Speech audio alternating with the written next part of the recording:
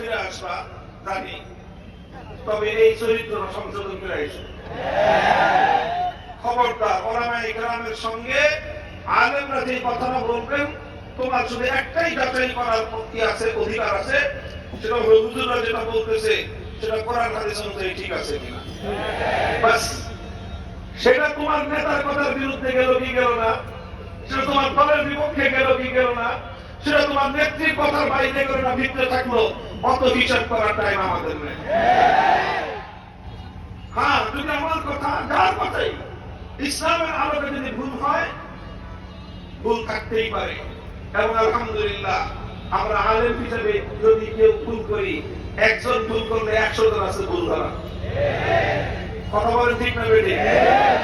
একটা মাদ্রাসায় গিয়ে রমজান মাসে তারাবি পড়ায় তো দেখি, যত বড় হাফেজ হোক, মাদ্রাসায় গিয়ে তারাবি পড়াইতে গেলে তখন তাকে হিসাব কিতাব করতে হয়, যেটা একটা কওমি মাদ্রাসা। এখানে আমি একটা 30 পারার একটা ভুল করে দেব, মাদ্রাসার হেফজখানার হুজুর আছে 5 জন, ছাত্র হাফেজ আছে 35 জন, 40 জন মিলে খাবড়ায় করবে। কথা বলে ঠিক না বেটি? তারাবির মধ্যে একটা ভুল রেখে যাওয়ার উপায় নাই।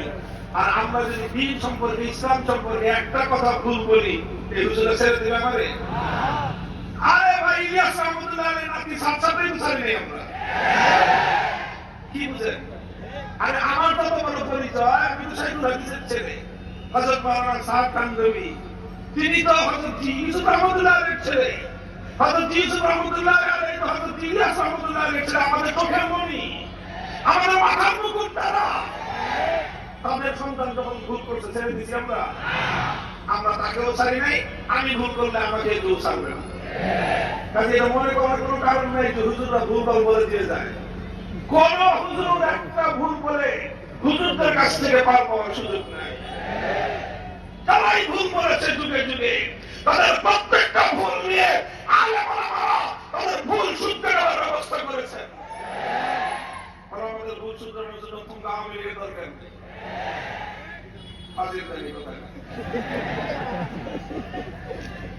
ওলামায়ে কেরাম, আমি বলি নাই যে আলেমরা ভুলের উঠতে, বলছি ভুলের উঠতে একমাত্র নবীগণ, ভুলের উঠতে একমাত্র তাদের কোনো ভুল হয় না। আলেম হিসেবে, মানুষ হিসেবে আমারও ভুল হতে পারে, কিন্তু আমি একা যদি ভুল করি, শত নয় হাজার হাজার আলেমরা আছেন ভুল ধরা দেওয়ার জন্য। 1400 বছরের ইতিহাসে কথাই বলে, যে কোনো আলেম, যত বড় আলেম হন, তার যদি একটা ভুল হয়ে থাকে, তার সময়কার সমস্ত আলেমরা তার সেই ভুলকে তারা ভালো করে পাকড়াও করেছেন। কথা বলতেছিলাম, সুতরাং এই কথাটা এই জন্য বলতেছি যে কেউ মনে করতে পারে যে আওয়ামী লীগের সঙ্গে বুঝে আমাদের সম্পত্তি নিয়ে গন্ডগোল, ক্ষমতার দ্বন্দ্ব না, তাদের সাথে আমাদের ক্ষমতার কোনো দ্বন্দ্ব নয়, সম্পত্তি নিয়ে গন্ডগোল নয়। গন্ডগোল একটা জায়গায়, সেটা হলো আমরা যখন আল্লাহর কোরআনের কথা, নবীর হাদিসের কথা, হোক সেটা সমাজ সংক্রান্ত, হোক সেটা পারিবারিক জীবন সংক্রান্ত, হোক সেটা রাষ্ট্র সংক্রান্ত, হোক সেটা আইন আদালত সংক্রান্ত, হোক সেটা রাষ্ট্র এবং রাজনীতি সংক্রান্ত, ভুল যেখানেই দেখবো আল্লাহর কোরআনের কথা নির্বিঘ্নে আমরা সেখানেই বলবো। আমাদের ভুল যদি আমরা ভুল করতে পারি, আমাদের ভুল ধরার জন্য এক হুজুর ভুল করলে লক্ষ হুজুর চিন্তা আছে ভুল ধরার জন্য। তোমাদের ভুল করতে হবে না। আজকে হুজুর আমরা ভুল করতে চাই, 14 বছর আগে কোরআন হাদিস পড়ে আসো, আমাদের কোনো আপত্তি নাই।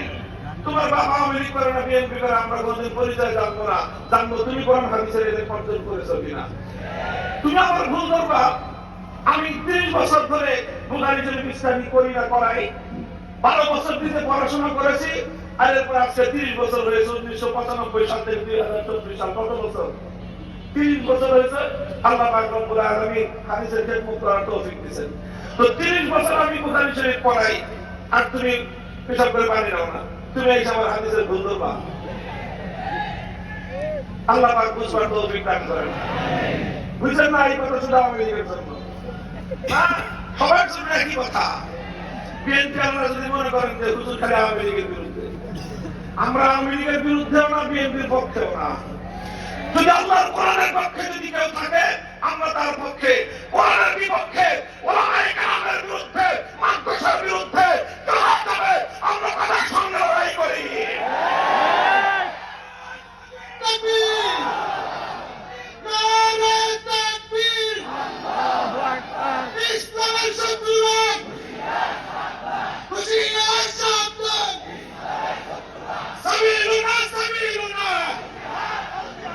الجهاد الجهاد দিনী শিক্ষা প্রতিষ্ঠান মাদ্রাসা কওমিয়া ধর্মীয় যে কোনো কাজ ইসলামী যে কোনো কাজ এটা আলেম ওলামাদের তত্ত্বাবধানে চলবে আমি বলে তবলিগ করি না এই জন্য তবলিগ আমার কথা চলবে না এটাই হলো জাহিলিয়াতের কথা মূর্খতার কথা তুমি বলো তবলিগ ইসলামের কাজ কিনা যদি তবলিগ ইসলামের কাজ হয় তাহলে এটা আলেম ওলামারাই কথা বলবে এখানে